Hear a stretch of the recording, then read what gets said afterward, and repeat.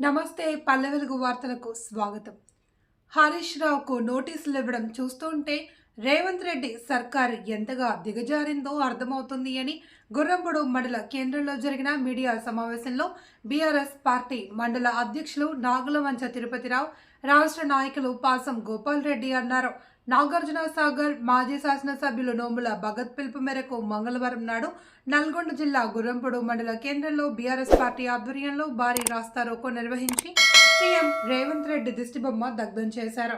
ఈ సందర్భంగా వారు మాట్లాడుతూ రోజురోజుకు రాష్ట్రంలో బీఆర్ఎస్ పార్టీకి పెరుగుతున్న ఆదరణ చూసి తట్టుకోలేకే ఇలాంటి తప్పుడు కేసులతో ఇబ్బంది పెట్టాలి అని చూస్తున్నారని అన్నారు. ఈ కార్యక్రమంలో బీఆర్ఎస్ పార్టీ మండల నాయకులు, వివిధ గ్రామాల సర్పంచ్లు, మాజీ ప్రజా ప్రతినిధులు, కార్యకర్తలు, వివిధ అనుబంధ సంఘాల నాయకులు తదితరులు పాల్గొన్నారు.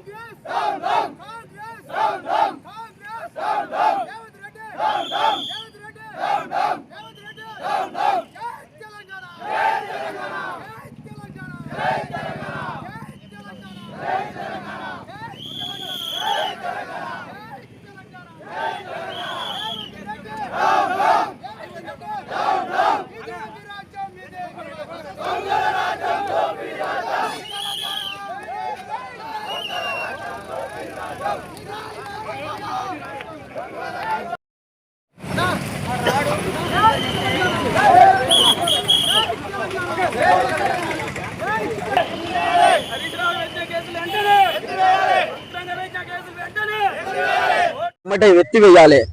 కోర్టు తీర్పు ఇచ్చినా కూడా అక్రంగా నోటీసులు పంపించి అక్రంగా హరీష్ రావుని జైలుకు పంపాలి, అది పంపాలని కుట్ర బాంతుంది కాంగ్రెస్. రేవంత్ రెడ్డి రాష్ట్ర మొత్తం మెరుపు ధర్నా చేసి రేవంత్ రెడ్డిని ఎక్కడ కూడా కాంగ్రెస్ వాళ్ళ కార్యకర్తలు గాని వాళ్ళ లీడర్లు గాని ఎవరు గాని రోడ్ల మీద తిరగకుండా మెరుపు దాడి చేస్తాం. కాబట్టి ఇప్పటికైనా కాంగ్రెస్ కళ్ళు తెరిచి రైతులకు రైతు బంధువు గాని, కళ్యాణ లక్ష్యం గాని అన్ని ఇచ్చుకుంటా రైతులకు చేసుకుంటా పోవాలి. గాని ఇటువంటి టిఆర్ఎస్ వాళ్ళ దిమ్మలు కూడా కొడతా, అది కూడా కొడతా, అక్రంగా దిమ్మ లేకుండా చేస్తాని బోకర్ మాటలు మాట్లాడుతూ రేవంత్ రెడ్డి ఇప్పటికైనా కళ్ళు తెరిచి రైతులకు మేలు చేయి. ఖబర్దారు. జై తెలంగాణ, జై కేసీఆర్. ముఖ్య ఉద్దేశం ఏంటంటే టిఆర్ఎస్ నాయకుల మీద కేసులు ఏవి పెట్టిరో అవన్నీ ఎత్తివేయాలని కూడా మేము ఈరోజు ధర్నా చేయడం జరిగింది. సీఎం రేవంత్ రెడ్డి గారి దిష్టి బొమ్మ అలగట్టడం జరిగింది. ఆయనకి ఇప్పటికైనా ఎలగాలి.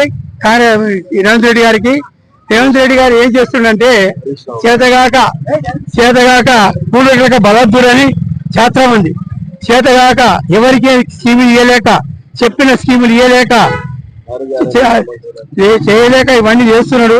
ఎందుకంటే అడిగితే రైతు భరోసా అడిగినా, రైతు బంధు అడిగినా, రైతు బీమా అడిగినా, కళ్యాణ లక్ష్యం అడిగినా, తులం బంగారం అడిగినా, స్కూటీ అడిగినా, 20,000 లేడీస్కి అడిగినా, ముసలికి 4,000 అడిగినా, ఇవన్నీ ఏ అడిగినా కానీ అడిగినందుకు గాను ఇవన్నీ కేసులు బనాయించి కావాలని కొట్టి నోటీసులు పంపి లోపల పడే ప్రయత్నం చేస్తుండ్రు. కానీ ఇది యావత్ తెలంగాణ మొత్తం ఈయన హరీష్ రావుకి ఏమైనా జరిగిందంటే మొత్తం జోస్యం చేస్తారు. కాంగ్రెస్ పార్టీ మీద గాంధీ భవన్ ఈయన చేస్తామని కూడా సభాముఖంగా తెలియపరుస్తున్నా. మా దిమ్మలు కూడా కాదు, ఆయన దిమ్మలు కాపాడుకోండి, ఫస్ట్ ఆయన సీటు కాపాడుకోండి. ఎందుకంటే వేయాలని రేవంత్ రెడ్డి గారు రాజకీయం కక్షపూరిత రాజకీయం చేస్తున్నాడు. ఈ కక్షపూరిత రాజకీయం కాకుండా ఇటు ఏదన్నా ఉంటే ఇచ్చిన 6 గ్యారెంటీలను అమలు చేసుకుంటూ పోవాలి. కానీ ఈ కక్షపూరిత రాజకీయాలు చేసి ఎన్నాళ్ళు కూడా ఇది ముందు పడేది కాదు. రేవంత్ రెడ్డి ఇప్పటికైనా కూడా ఈ కక్షపూరిత రాజకీయాలు మానుకొని ఏదైనా ఉంటే చేసి అమలు చేసి అన్ని చేసుకుంటుంటే బాగుంటుందని. అంతేగాని ఇదే హరీష్ రావుని తర్వాత కేటీఆర్ ని వీళ్ళని జైల్లో గుంజాలి, వాళ్ళకు గుంజాలి, వీళ్ళకి గుంజాలి అనేది కాదు చేసేది. ఏమన్నా ఉంటే ఖచ్చితంగా ఇది ఆయన చేస్తే అమలు చేసే ఉన్నాయంటే అమలు చేసేది చూడండి. కొట్టేసినటువంటి కేసుని తిరిగి మళ్ళీ ఈరోజు హరీష్ రావు గారిని సిట్ విచారణ పిలవడం ఏదైతే ఉందో దీనికి నిరసనగా ఈ రోజు మరి గుర్రంపూడి మండల కేంద్రంలో బీఆర్ఎస్ పార్టీ ఆధ్వర్యంలో రేవంత్ రెడ్డి గారి దిష్టి బొమ్మ దహనం చేయడం జరిగింది. ఈ సందర్భంగా మరి రేవంత్ రెడ్డికి కాంగ్రెస్ ప్రభుత్వానికి ఒకటే తెలియజేస్తున్నాం, మీరు ఎన్నికల్లో ఇచ్చిన హామీలు అమలు చేయండి, కానీ అది అడిగినటువంటి నాయకులను అరెస్ట్ చేయడం కాదు మీరు చేయాల్సింది. మీరు ప్రజలకు ఇచ్చిన హామీలను అమలు చేయాలి. ఏదో ఒక ఎన్నికలు వస్తున్నాయంటే కేసు ముందుకు తీసుకురావడం, ఆ ఎన్నికల్లో డైవర్షన్ చేయడం, గెలుద్దామని చూస్తున్నారు. రేపు మున్సిపల్ ఎన్నికలు వచ్చే నేపథ్యంలో టీఆర్ఎస్ పార్టీని ఇబ్బంది పెట్టాలని చెప్పేసి హరీష్ రావు గారు నోటీసులు ఇచ్చి మీరు అరెస్ట్ చేద్దామనుకుంటారు. కానీ ఒకటే చెప్తున్నాం, మీరు కనుక హరీష్ రావు మీద ఏదైనా చర్య తీసుకుంటే ఈ రాష్ట్రం అంతా బగ్గుమంటది. రేపు మున్సిపల్ ఎన్నికల్లో మీ కాంగ్రెస్ పార్టీకి డిపాజిట్లు దక్కకుండా ప్రజలు చేస్తారనే విషయాన్ని గుర్తుపెట్టుకోవాలి.